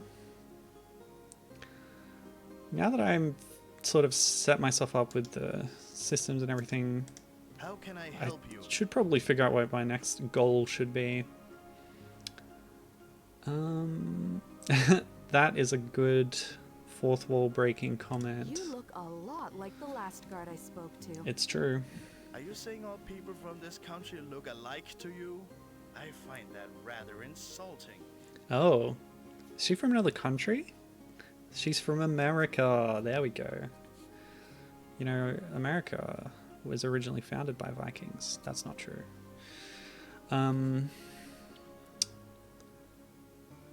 What can I find? in Yarnvadir? Yarnvadir. If it is tall tales you want, I suggest you visit the Sleipnir Inn around sunset. Okay. What is Fonsigtuna like? Fonsigtuna is the capital of this region and a powerful trade city between the forest and the vast seas. The walls were put up by Odin Really? himself and stand strong against all the wolves and trolls in the region. I guess this is a time of mythology. We already Thank saw you for the your time. frost giants and You're the welcome. trolls in the intro. Let's enter the Jarl's fort, shall we? You have no business here. Well, that's fair enough. I don't really know what my business is, to be honest. I'm in the business of adventuring. Oh, that's cute. Yes, that is true.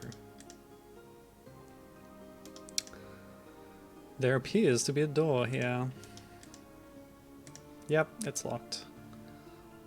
I guess we shouldn't just try random doors. But this one is clearly a shop. Maybe it's home of the famous Fonsigtuna tuna. It's closed. It's been closed for a while.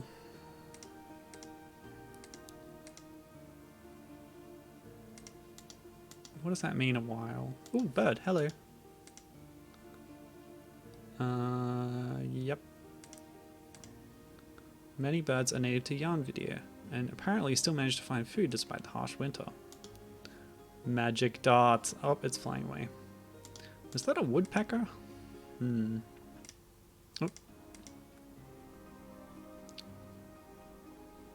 Okay, so some time has passed, so I guess I'll check out... No, not much time has passed at this point. Opening random doors, they're here, so I might as well try. Never mind. Is anyone in the inn? Let's talk to the innkeep this time. Now that our need is not so pressing, maybe we can find the time to make conversation. Welcome, traveler. We may be in an endless winter with our food supplies running out. Okay, okay. I don't know what Munavagir is. What do you know of Munarvigir? Oh, the people from Munavir. It's another place, okay. At least one of them is. What can you tell me of the forest? have traveled through the woods a few times, but am not an expert. What can you tell me about the city? Lots of things, if you want to hear them. Being a barkeep means you hear all the tales. Yep, okay. Yeah. What do you know about Hervor? Hervor is my closest friend here Okay. at Fort Sigtuna, and she runs the Adventurers Guild. I promise you, the two of us would never gossip about you. Well, you already knew I was here before you met me, so I don't believe you. Surely you have met Jaime. Of course I have. He is the light of the town, with his enthusiasm and his... Well, that's nice. Let us speak about... Oh, he can talk smoothly enough, but Oh you my. should know that he... Bit of a ladies' man. Tell me of Voland the Smith. The local smith frequently comes to the Sleipnir Inn for a drink and some gambling. A good enough fellow, if a bit quiet for my taste. Hervor is really happy with him. Well, that's nice. Alright, tell me about yourself, I guess. My name is Lithrasir. I run the Sleipnir Inn, meaning I keep the people in town here happy in the Suppose face it of pays to be Ragnarok polite. through judicious Wait, application of Ragnarok law. is happening?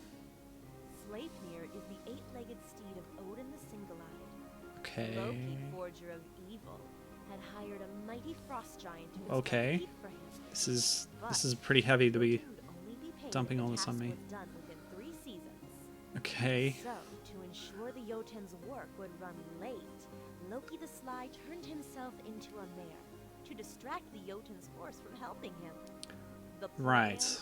worked, Okay. and the Jotun left Well, without I didn't ask for incident. Loki's life story, But lady. As a result, Loki the Giant's Thief gave birth to Oh the my forces of gosh. Sleipnir.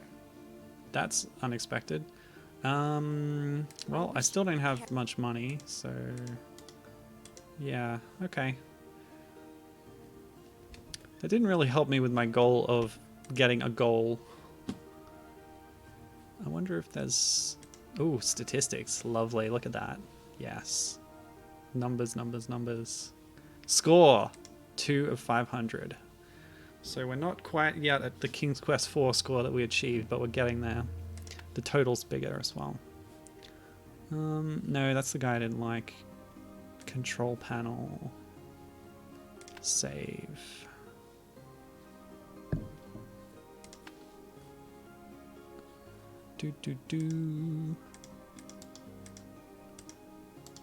Sure. With just these few things, our weight gauge is already this high up. Distressing. Well, our health is low, our stamina is low. It might be a good time to take that rest for the night. Considering this town is quite small and I've seemed to have run out of... Oh no, the path continues to the right. Doggy! Hello, doggy. Birdie! Hello, birdie. You know, this looks like an important door. Oh! Fine, I'll go rest. Yep, no good, no good. This town seems unfriendly. Who's this? How can I help you? Oh, it's another guard. Thank you. Bye-bye. A bit more quick exploring before we have to rest. Ooh. Boots! Kleptomaniac. Oh, the game has shamed me into not stealing some random person's boots. Fair enough. You know, I thought adventure game protagonists were supposed to be kleptomaniacs. Alright, let's leave. Or rather, go back to the guild.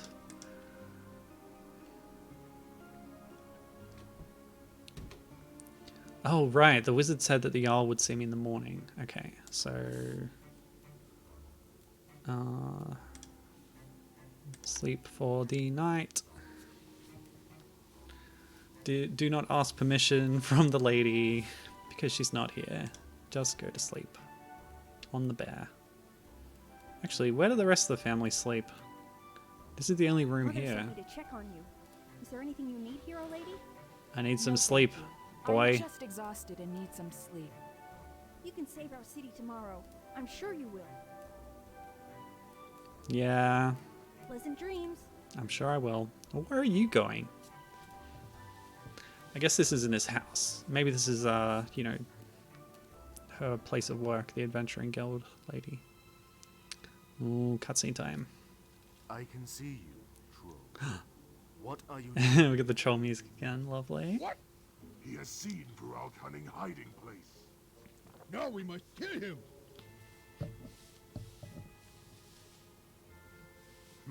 Is that so? Oh! My mighty sword can fell a tree in a single stroke. Oh my. When I charge into battle, I kill 3 men with every cut of my blade. Well, and 2 he more talks a with my big heavy game. shield. I have fought a dragon, cut off its claws. Okay, great. I am Sigurd. Sword. He talks Bigfoot. No dish, human. We punch. We have rest. We scare away. What was that? You do not. We shut up. But we can. Yes. The one. The master. Are you going to talk to your? Okay. Do not be impatient, puny human.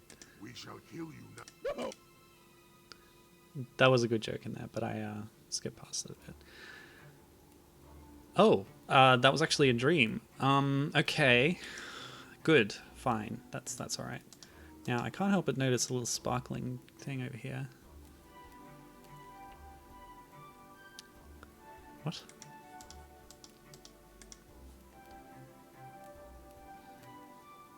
Okay. Whatever. Mythology stuff. Cool stuff. Cool. Right. Let's see the Jarl, shall we? Then maybe we'll get a goal. My lady, Oh. the Jarl Ilfing wishes to speak to you and his... Yeah, I knew that. You didn't need to tell me. Who's this? Oh, the blacksmith. It is good to see you walking around. Hello. Not many people can survive an avalanche like the one I found you in. Yes. We should thank this guy. Think nothing of it. I would not have anyone freeze to death in the Fimbulwinter. What can you tell me about the city? Sigtuna is the grandest city in this part of Midgard. Yada There's a yada village yada. southeast of here. Oh, what? What do you think of Lithrasir? The Lady Lithrasir runs the local tavern. What do you know? What do you know about your wife? Beautiful Hervor and I are happily married, and we have our son Jaime growing up to be a fine warrior. Okay. Ooh, wares. The blacksmith like might to buy sell me me in my a workshop. fancy armor or something. Where in the forest did This you might find be me? a good thing woods to of give us a Jonquil surround us clue in where all to directions. go. I found you Yes, northeast of here, northeast, partly okay. buried under an avalanche. You are lucky that your bright cloak stood out against the snow. There were tracks of a troll nearby, so if you are missing anything, it is likely the trolls have it. Those You naughty best be trolls. careful when traveling. In the Fimbulwinter, there are fierce wolves and trolls. Oh, I'm sure that 10 minutes after she steps into Yanvidir, all the evil wolves and trolls... Let us speak. Yeah, I can do without your sarcasm, buddy. But, yeah. The trolls are actually kind of sympathetic in King's Quest VII, weren't they? Oh, what are you doing here, buddy? Ugh, rude. He didn't hold the door open for me. Like, I get it. It's cold outside, but still. Which one's the Jarl's room, How can please? Why did... You're the only traveler who has... Expecting. Thank you. You're welcome. I assume the big We door. enter the audi- Okay, cool. Let's use some of our fast-talking skills to get through this. Indeed, indeed. Clan Ilfing. Fort Sigtuna. Oh, I want that key. I'm going to take it. Just kidding. Okay. There's that weirdo wizard. In the name of Odin the Wise. Oh, that is a bid you good voice. Welcome to Sigtuna. Arise, traveler. Yes, my lord. Okay. I am Ilfing, third of that name, Jarl of Sigtuna. and Warden of Yanvidir. At my side is Orvandel, Sage of the Northern Lights and Keeper of the Rites. Okay. At your service, which I hope is serviceable. What is your name? Oh my, here we go.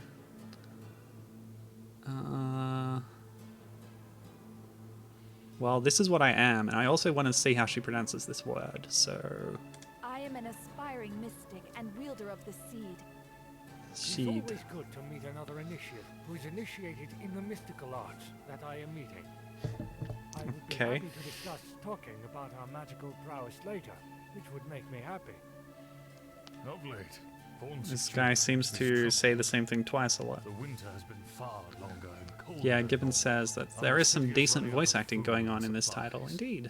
The woods of Yanvidir around us are For a, you know, effectively zero-budget indie game, it's pretty good stuff. There have been sightings of giants. And again, the voice director, Elissa Ng, which is who prophesied to is last also until one of the world artists. ends. However, we fear the cold may be magical in origin. I have used my magic to seek out where the source of the winter is coming from. It appears that a powerful spellcaster seems to be behind this winter's origins. But this spellcaster is casting spells to shield himself from my seeking, which is why my seeking spell cannot find this shielded spellcaster. Okay. Therefore, we decided to find Brevity is an the soul ally of wit, buddy. courage and skill to investigate our problems, and to aid us against the trolls, ere we all freeze of winter. And so, we ask for your aid. When I heard of your Can I arrival be paid yesterday, up front? I told my guards to send you here first thing in the morning. Will you accept this charge? Where's the pay me button? Very good. I wonder what would happen if I picked no, but thou must, perhaps. You may reside there for as long as you need. Well, I shall that's have some fine. rations delivered there. Oh, The city has little food that's to good. spare. Nobody else would give me However, any. I do not think a true adventurer would have trouble finding food. You'd be surprised. It's really hard to hit a warthog with a bolt, you know. Scroll with the magic of the Vatir's blessing, which shall serve as a map of your travels Map! and map them magically. Lovely. Thank you. Will this map also allow me to teleport to Ooh, other places? please say yes. No, it's not Nope, that never mind. you are a traveling heroine, so you should expect to do some traveling, so you can do heroic deeds while you travel. Heroic However, deeds the map like will kill a tell you where bandit. to go, so that you can go where the map tells you to. I would be interested to speak to you about magic later, and talk about that as well. Okay. As Oh, riddles. which are Yeah, my let's do hobby. that. My study is on the. That Yep. will be all. We wish you safe travels, and hope to speak to you later when you have something important to report. Well, we'll see about that. Yes, my lord.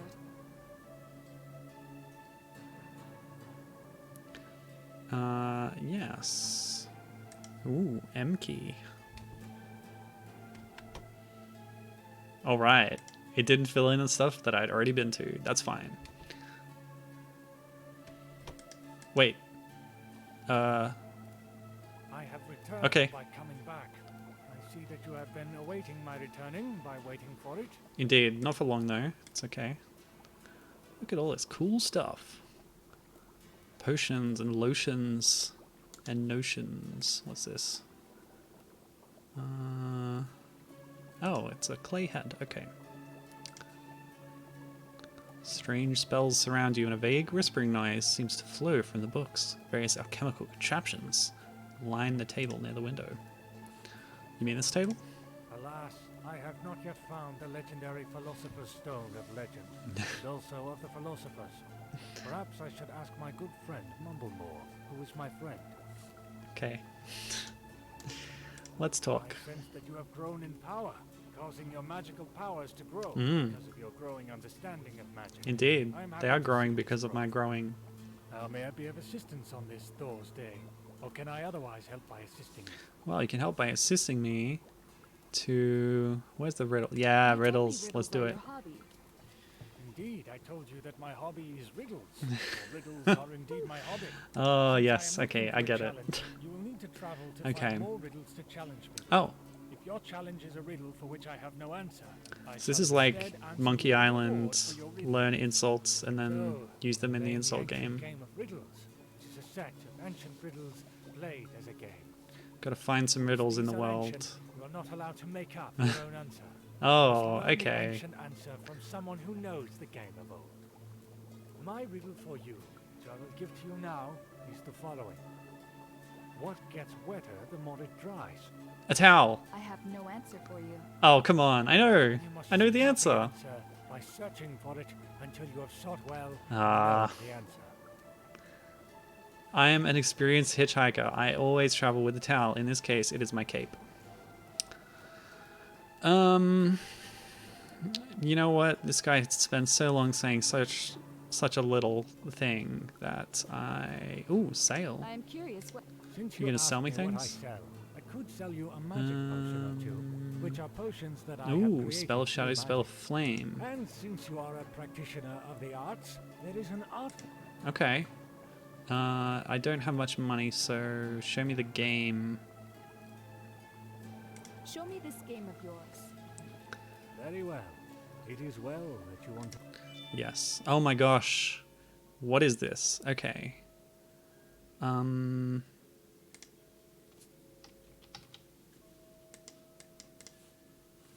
Help? Behold, the Okay, challenge cool. of A magical maze game. Which is you shall have as much thinking time as you need.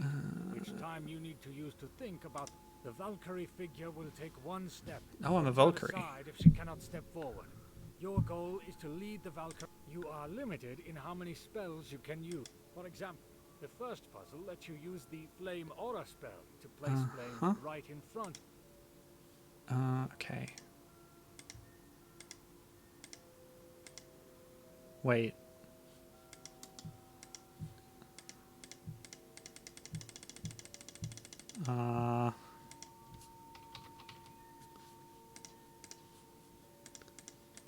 I don't know any spells. I must be missing Very something. well. If you wish to give up the puzzle, then you may. Now let's see. There was something about keeping us warm. And I need something to... certainly. Yes. I have this magical device that will magically keep Ooh, you warm if you place magic. the device magically around your neck. It's made from real wool. Very magical. You mean a scarf? Well, actually, it is a scarf, and it will keep you warm as a scarf, which is almost like magic, except that instead of using magic, you can use a scarf. That was funny. It is very stylish. I will offer all of my money because I desperately want to survive the cold. What? Oh, come on. Offer me a better deal, so that we may laugh together at a more suitable offer. I can't help you, buddy. I need your charity. Give me a flask. Well, it does cost, but I don't know what I would do with it. I wish... Well, that was a bit of a bust. I guess it's going to let me travel further from town now, though. Oh, I wish I'd been able to afford that dang scarf. I don't assume that it would change my character model at all, but it looked so nice. Whoa, what is everybody doing here? Aha! The game's outright telling me what to do next. I like it. So who are all these people? Oh, there must be more people out because of the time of day. I think yesterday when I was wandering around town, it was probably too late in the evening and everyone had just gone home and shut their things up. Their doors, their houses. So, I found a mysterious glow. That's good. That's almost like progress. But, yeah, now that we've kind of started the game proper, it's kind of time to end. I've been playing these games now for 2 hours, and that's about time when I usually stop. But we have stumbled upon 3 witches, apparently. Of mortal born. Yep, probably. What do you call yourself? I'm surprised you don't know already. I am an aspirant heroine. That's all I am. Will you reach it? Not today. Or will you die trying? Well, I already did that O'er once. people's dwellings, we three descend of Makdosir's maidens. Laws we made there, and life allotted to the sons of man, and set Oh wow. their fate. These people seem pretty important. While Bralan's towns were trembling, Yes, well. we are the Norns. The normies? Norns. Okay, cool. I am Verthandi, who watches. I am Speak, talk. ask. Gosh. You don't win the Olympics, unless, I guess, the most gold medals. Who will win the 2014 Olympics? Reminder, this game was made in 2013. The fate of the 9 worlds hangs in Oh, the oh no. balance. Sounds However, serious. The Dutch will win 3 gold medals. Good stuff. This is a good question to end on, I think. As a sorceress, you walk the path of Odin, god of runes. Through your wisdom and the magic of the seed, you can always prevail. Your journeys will take you to the village of Munavagir, and from there to other worlds, until you return to Yarnvadir, to duel Egther in the arcane arts. Seek out all secrets, and eventually even the Aesir shall ask your Wow. advice. Fail, and your soul shall be cast to the endless mists of Niflheim. Oh no. I thank you, O Norns. Okay. Safe travels, heroine aspirant. Seek out the Valkyrie Brynhild for advice. Oh, I stole her name. Sorry. We shall meet I just picked a name that was, you know, Nordic, Viking-ish, Valkyrie-ish. Turns out that person is already in the game. Just spelled differently. Well.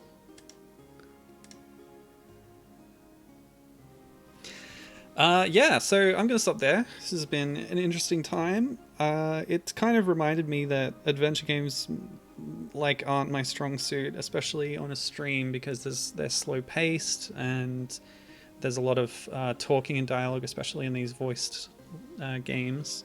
So don't expect me to play them too often, but I want to reiterate how important women have been to the development of the genre, especially at Sierra. I didn't even talk about like LucasArts and stuff, other prominent companies making these games back in the day. But yeah, they were really influential and inspiring to people up to this day, which is why you get games like this, Heroine's Quest, which are calling back to older games like that. So yeah, that'll do it for the stream today. Thanks for joining me.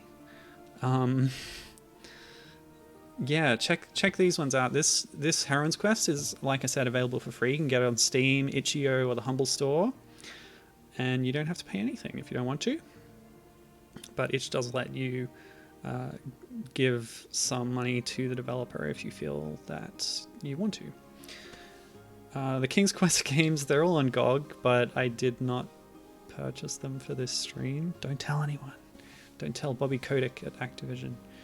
I was trialing them, you know, in ScumVM. Yeah, so that'll do it for today. Thanks for joining me. I'll be back with more games next week.